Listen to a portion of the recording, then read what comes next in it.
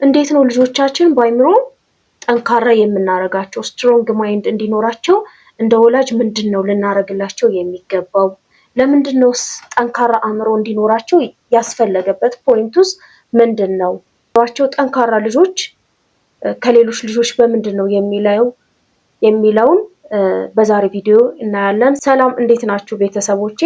ለማታውቁኝ ቅድስት እባላለሁ። በዚህ ዩቲዩብ ላይ ስለ ልጆች አስተዳደግና የጥናት ዘይቤ ምን መምሰል አለበት የሚለውን የምናይበት የምንዳስስበት መርሃ ግብራችን ነው። በዛሬው ቪዲዮዬ ልጆቻችን እንዴት ነው አእምሮ እንዲኖራቸው እንደ ቤተሰብ እንደ ወላጅ ልናረግላቸው ልናግዛቸው የሚገቡ ነገሮችን የምናይበት ይሆናል። እንደምትወዱት ተስፋ አደርጋለሁ። እስከ መጨረሻው ቪዲዮውን እንድትመለከቱት ጋብዛችኋለሁ። እንዴት ነው ልጆቻችንን ጠንካራ አእምሮ እንዲኖራቸው የምናደርጋቸው? እንደ ቤተሰብ እንደ ወላጅ ከኛ ምን ይጠበቃል ስንል 5 ነጥቦች አሉ። የመጀመሪያው ቁርጠኝነት ነው። ቁርጠኝነት ከኛ ይጠበቃል። ምንድነው ቁርጠኝነት? ቁርጠኝነት ዋጋ መክፈል ያለብን ነገር ላይ ዋጋ ለመክፈል ቁርጠኛ መሆን ይኖርብናል። በገንዘብ ሊሆን ይችላል ዋጋ የምንከፍለው፣ ጊዜያችንን ሰዓታችንን ለልጆቻችን በመስጠት ሊሆን ይችላል ዋጋ የምንከፍለው። ብዙ ጊዜ ወላጆች ገንዘባቸውን ልጆቻቸውን የተሻለ ትምህርት ቤት በማስተማር የተሻለ እንዲበሉ፣ የተሻለ እንዲጠጡ፣ የተሻለ እንዲለብሱ በማድረግ በገንዘብ ዋጋ እንከፍላለን።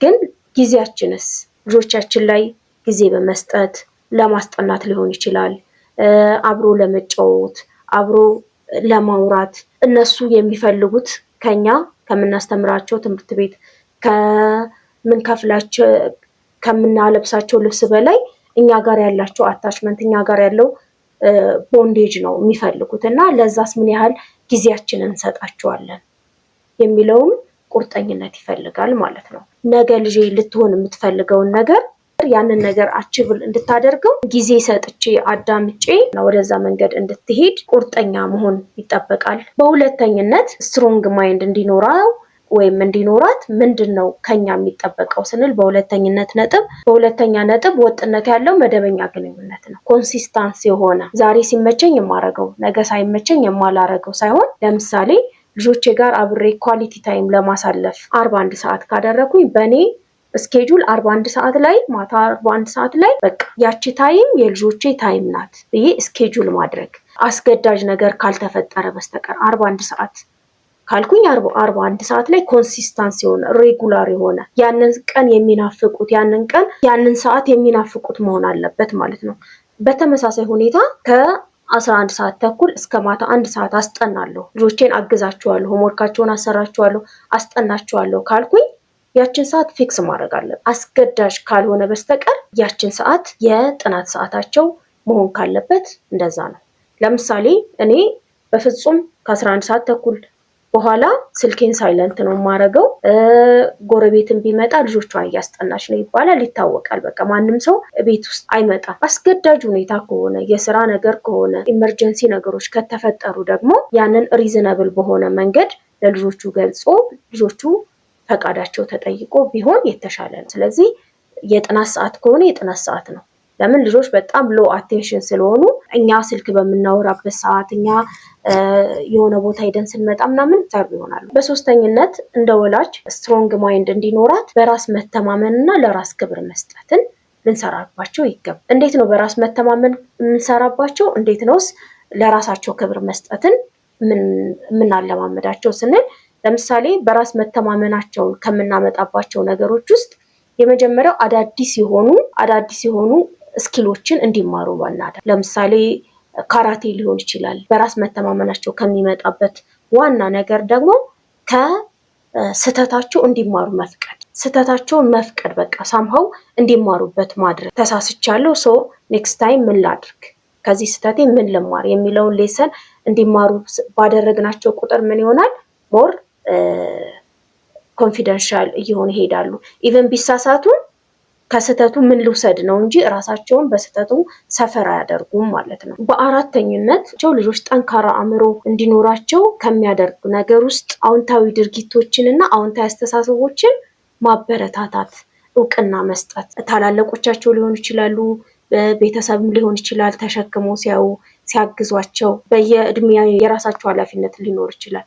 ስለዚህ ያንን ኃላፊነት ሲያደርጉ ራሱ እውቅና መስጠት ይህንን ማድረግህ ጥሩ ነው፣ ኃላፊነትን ተወጥተሃል። ስለዚህ ነገ ጧትም ትላልቅ ኃላፊነቶች ሲሰጡ ያንን ኃላፊነት ማድረግ የምትችልበት አቅም እያዳበርክ ነው ብሎ አዎንታዊ ነገራቸውን አፕሪሺየት ማድረግ ለቀጣይ ህይወታቸውም ቀና አመለካከትና በራስ መተማመናቸውን ከፍ ያደርግላቸዋል ማለት ነው። በአምስተኝነትና በመጨረሻ ስትሮንግ ማይንድ እንዲኖራቸው ከሚያደርጋቸው ነገሮች ውስጥ አርያ የሚያደርጉትን ሰው ማሳይ። በመጀመሪያ ደረጃ ልጆች ትልቁ አርያቸው ቤተሰባቸው። ስለዚህ እኛ ለነገሮች ያለን አመለካከት ችግር ሲመጣ የምንፈታበት መንገድ፣ ከዛ በዘለለ ደግሞ አርያ የሚያደርጓቸውን ሰዎች መፍጠር። ለምሳሌ በአዲሱ የትምህርት ካሪኩለማቸው ግብረገብ የሚባል ትምህርት አላቸው።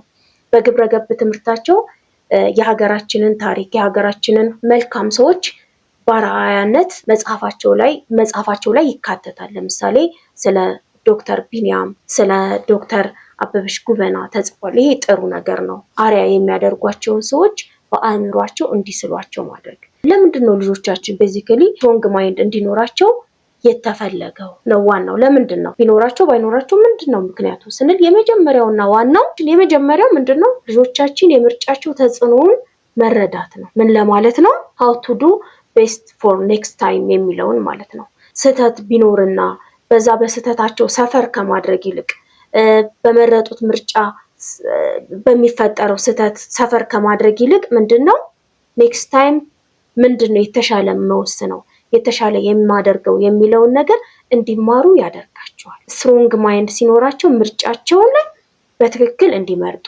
ኢቭን የመረጡት ምርጫ ትክክል ነው ጥሩ ነው ብለው የመረጡት ምርጫ እንኳን ስህተት ኑሮ ቢገኘው ከስህተቱ ሰፈር ከማድረግ በዘለለ ኔክስት ታይም ላይ የተሻለ how to do better for next time የሚለውን እንጂ በችግራቸው ላይ ሰፈር እንዲያደርጉ አለመፍቀድን ነው። በቃ ዋንስ ሆኗል የሆነን ነገር አይመለስም። ስለዚህ ግን ኔክስት ታይም ላይ ከዛ ስህተታቸው ምንድነው ተምረው የሚቀጥለው።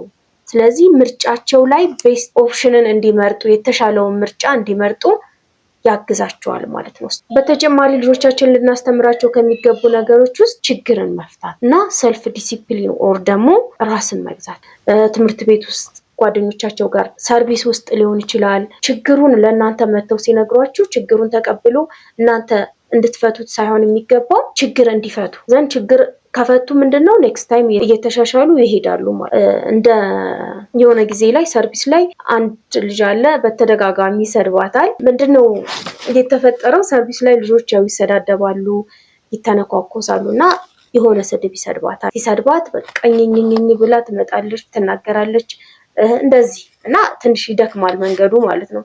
ከዛ የሆነ ሰዓት ላይ ቁጭ ያረኳትና እነሱ የሚሉሽ ለምሳሌ ማትረቢ ብለው ቢሰድቡሽ አንቺ ማትረቢ ነሽ አልኳት። አይ አይደለሁም፣ ስለዚህ ራስሽን ጠይቂው፣ እኔ ነኝ ወይ በይው። አይደለሁም ካለሽ አይምሮሽ ምን አስጨነቀሽ አልኳትና የሆነ ሰዓት ላይ የሆኑ ልጆች ሲሰድቧት ራሴን ያንን ስድብ ጠየቅኩት። ነኝ ወይ ብዬ ስል አይደለሁም፣ ስለዚህ ስቄባቸው ተውኩኝ። ከዛ በኋላ ይሄ ኢሹ ሆኖ ሳይሆን ቀረ ማለት ነው። ስለዚህ ልጆቻችን ላይ እንደዚህ አትበሉ፣ እንደዚህ አትሰዳደቡ ምናምን ከማለት በፊት ከምንል የተሻለ የሚሆነው የችግሩ መፍትሄ አቅጣጫ እንሰጣቸዋለን ዘንድ እነሱ ችግሩን ፊክስ እንዲያደርጉት ባደረግናቸው ቁጥር ጠንካራ በራሳቸው ችግር የመፍታት ልማዳቸውን ከፍ እያደረግን ስለሆነ ስለዚህ ችግሮቻቸውን እኛ ከምንፈታላቸው ራሳቸው ቢፈቱት የተሻለ ይሆናል ማለት ነው። በሁለተኝነት ስሜታቸውን መቆጣጠር የሚችሉ ልጆች እንዲኖሩ